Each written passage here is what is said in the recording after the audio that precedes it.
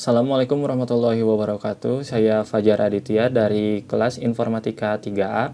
Kali ini saya akan mengerjakan soal ujian akhir semester pada mata kuliah Networking Fundamental di Cisco Packet Tracer.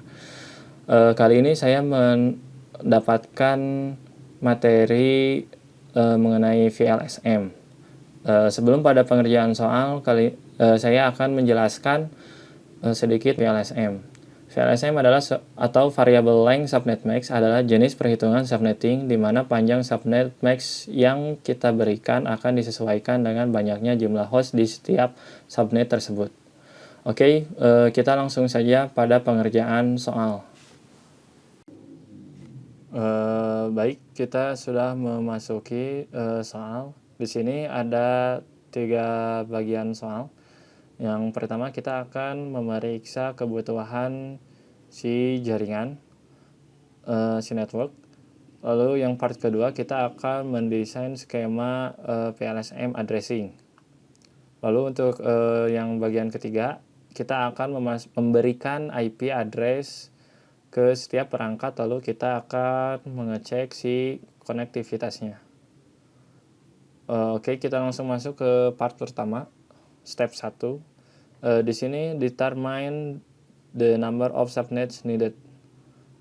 Di sini sudah ada 4 network ya. Yang pertama ada network 1, 2, 3, dan 4.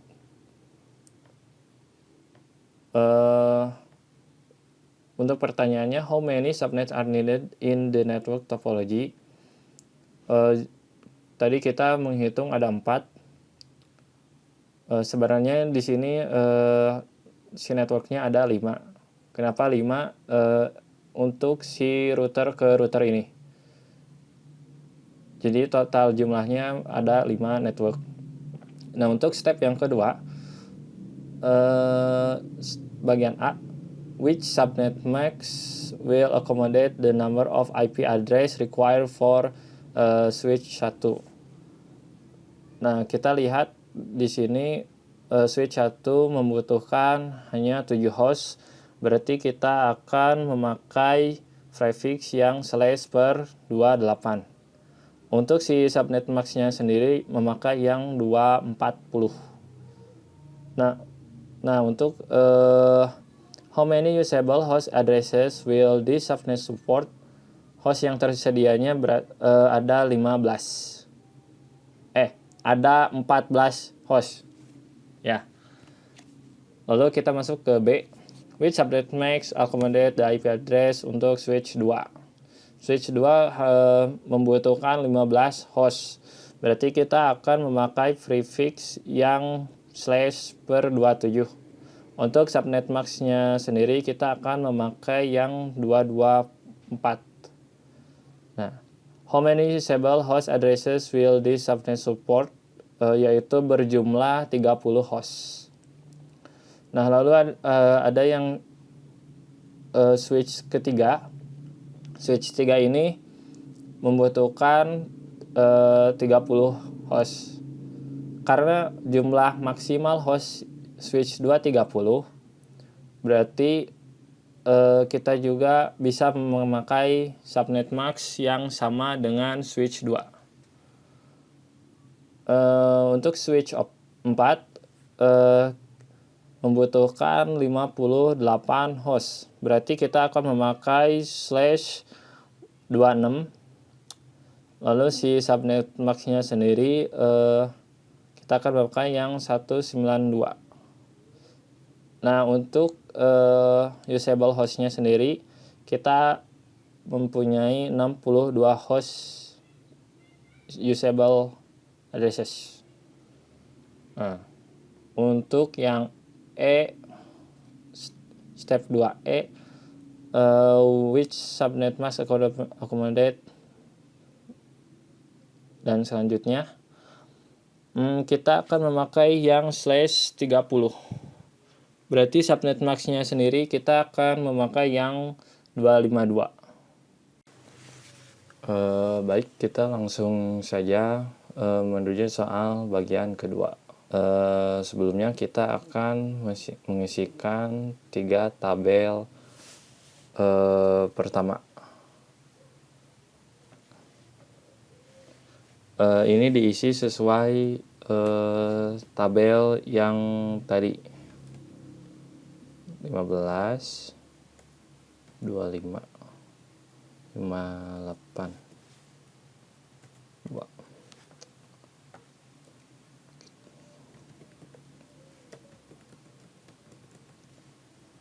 Teman-teman isikan saja sesuai tabel yang tadi 55.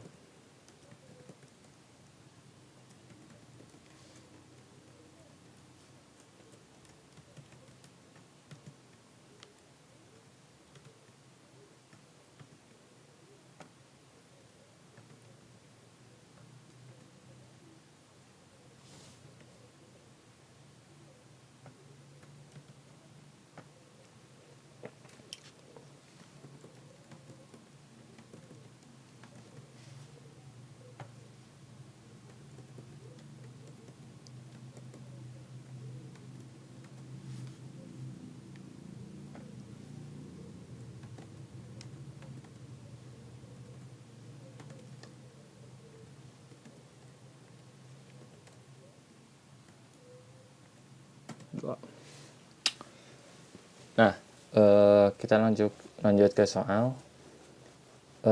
Pada step 1, use the first subnet to accommodate the largest LAN. Berarti the largest LAN berarti yang ASW 4.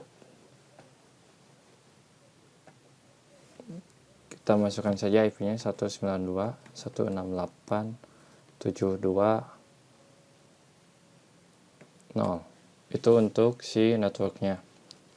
Untuk si perusable IP address itu untuk si jalan pertama LAN, berarti 192.168.72.1. Untuk broadcastnya sendiri 192.168.72.63. Use the second subnet to accommodate the second largest LAN, berarti masukkan yang ASW 3 atau 192.168.72.64. Kenapa ada 4? Karena di sini 63. Untuk persisable IP address-nya 192.168.72.65. Untuk broadcast-nya sendiri 192.168.72.95. Oke. Pada bagian yang C, use the third subnet to accommodate the third largest LAN. Berarti karena ini 15, berarti ini yang ketiga. 192.168.72.96. Untuk si persisable-nya sendiri 192.168.72.97. Nah, si broadcast-nya sendiri 168.72.127. Lalu masuk ke soal yang D. Use the fourth subnet to accommodate the fourth largest. 4 yang terbesar.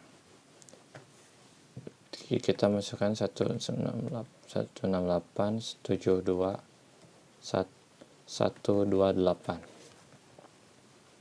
Untuk si persisnya sendiri 192.168.72.95. 192.168.169. Lalu untuk si broadcastnya sendiri 192.168.72.143.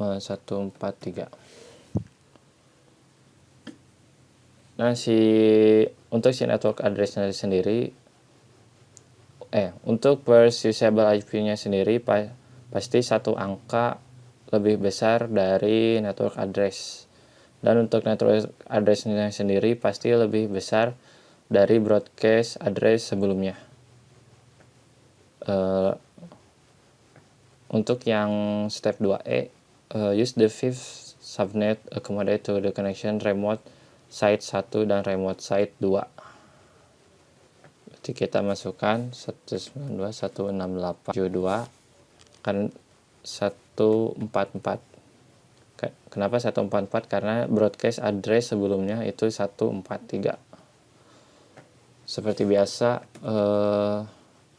first usable pasti besar dari si network address. Berarti 192.168.72.145. Nah, untuk si broadcastnya sendiri 192.168.147.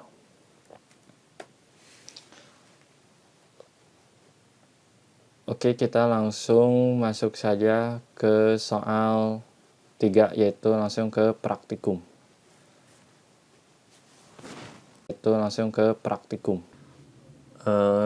Baik, kita langsung saja setting si remote site 1. Oke, di sini kita ketikkan enable.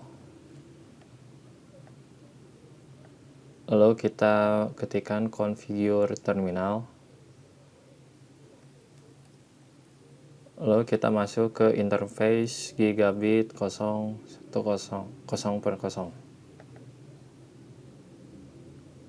Lalu kita masukkan IP address-nya 192.168.255.255.255.240. Oke, setelah itu kita ketikkan no shutdown untuk mengaktifkan si portnya. Lalu kita ketikkan exit. Lalu kita masuk ke interface gigabit 0/1. Setelah itu kita masukkan IP-nya 192.168.72.97. Lalu kita masukkan subnet max-nya 224. Oke, kita aktifkan no shutdown. Setelah itu kita melakukan setting pada switch 3. Seperti biasa, kita ketikkan enable. Setelah itu configure terminal.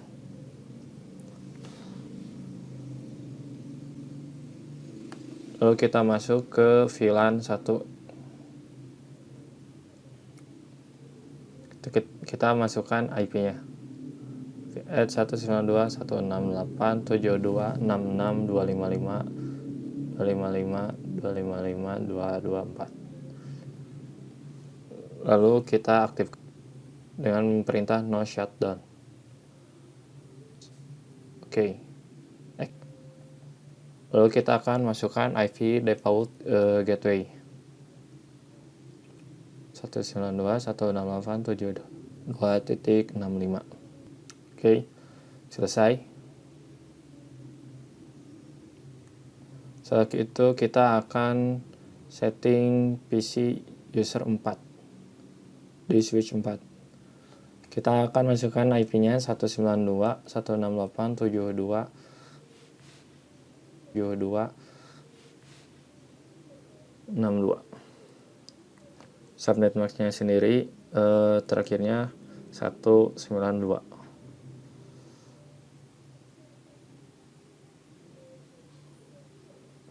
Tuksi gateway-nya 72.1. Oke, kita akan melakukan tes ping. Ping 192.168.72.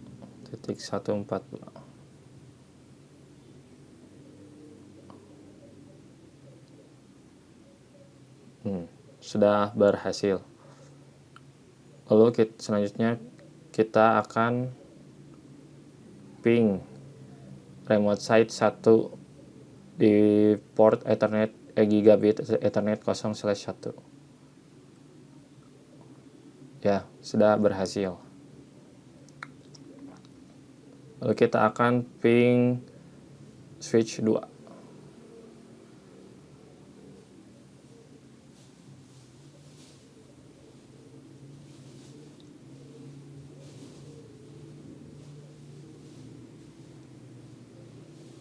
Kita ulang kembali. Ya, sudah berhasil.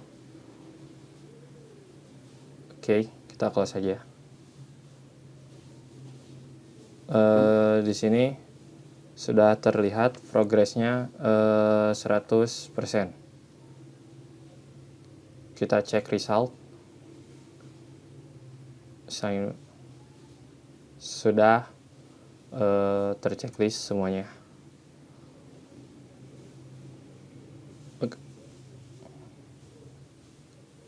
Oke. Mungkin sekian dari saya. Mohon maaf bila ada kesalahan. Wassalamualaikum warahmatullahi wabarakatuh.